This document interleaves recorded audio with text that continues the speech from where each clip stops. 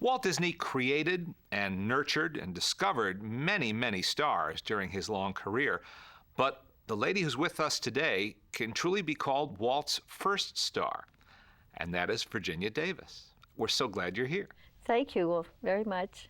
Now, I came to that conclusion one day when I interviewed you for Yes. Entertainment Tonight some years ago, and it hadn't occurred to me before. But in fact, since you were in the first cartoons that Walt produced that had a live actor, you're it. Well, I know I remember thinking, gosh, I guess I was. One of the most amazing things I think about your history and your career, your days with Walt, is that it's so wonderfully documented in those letters that you saved from yes. Walt to your mother and back again. Tell us a little about that. Well, they were handwritten, first of all, and many places in the letters there would be a little error, and it would be crossed off. It wasn't typed. He didn't have a typewriter at that time.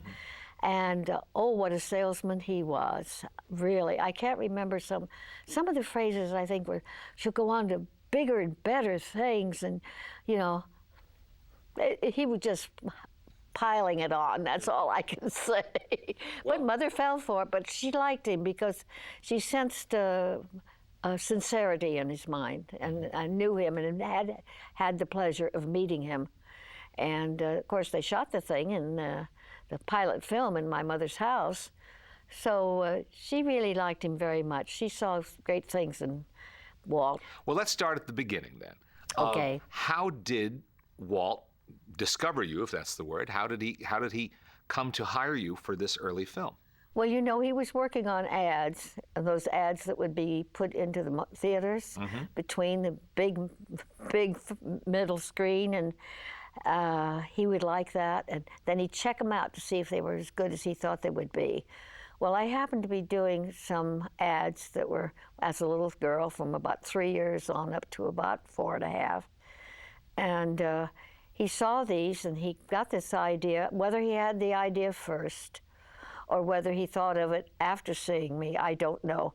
But he had the idea of having Alice in a cartoon situation. So he contacted my mother, and he was able to do that through the company that he was in, and then he later on went to Laugh-O-Grams, his own company. But he was able to get that information.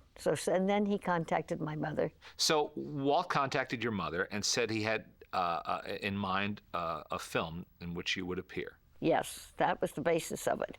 And I think because he was so short on money, but you know, long on inspiration and everything else and salesmanship, I think he talked my mother into letting him do it in my house.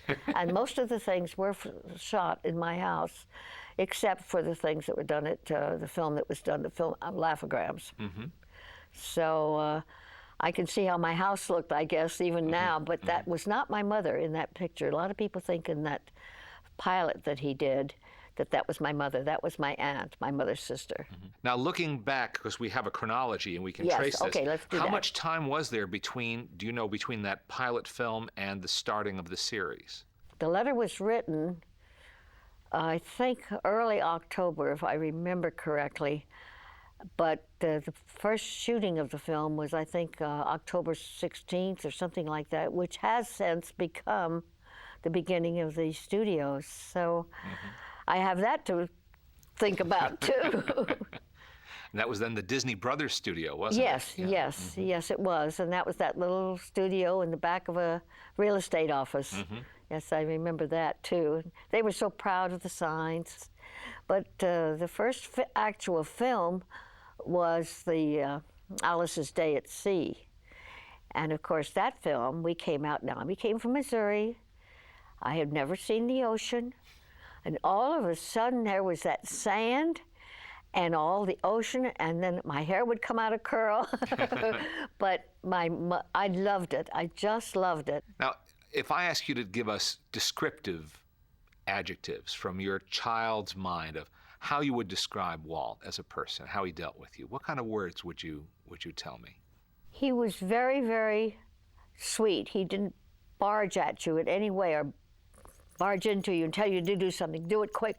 No, he was very gentle, a very gentle man, and you could tell that he liked children. And of course, children all liked him. And of course, I thought, you know, like any uncle that you have, Uncle Walt, gosh, you know, and he'd tell all these stories. And he'd always look down at me in a very benevolent way. But it was serious now. And of course, it had to be, because if I didn't do what he said to do, there was no film or money for another retake. You know, there was just one take, and that was it. Looking back at the films today, when you see them, what do you think? What goes through your mind as you watch yourself as a little girl? Oh, I'm very critical of myself. I'll probably be very critical of this interview also, but nevertheless, they were okay. And I was surprised. They moved quite quickly, of course. And they were only about, what, 10 minutes long? But I enjoyed them. I enjoyed looking at them, and my grandchildren have seen them, the ones that have seen it, laugh at them. So I guess they still get across. Well, there was a wonderful evening at the El Capitan Theater on Hollywood Boulevard just a couple of years ago, where I got to interview you on stage, and then we showed Alice's Wild West show on an enormous screen with a live organist playing the music score, and it was a smash. It's still a funny film. It's still very entertaining. Well, that was, as I say, that was my very, very favorite one. And we had other children in it, too, as well as the cartoon sequence, which made it great, I think. But I just loved that little one. That's my very favorite. And I think I like the Alice's Day at Sea, too. But the others are sort of blurred in my memory. What were you paid as a little girl? Oh, I started off at $100 a month, which of course sounds like nothing today, but $100 a month was good in 1923. That was awfully good, sure. And it was to rise accordingly in sections, let's see, up to $200 by the end of the year. So I know Dave Smith always laughs about that. See, you were the highest paid of all. And he shows me this little contract. So that was my range. I got up to 200.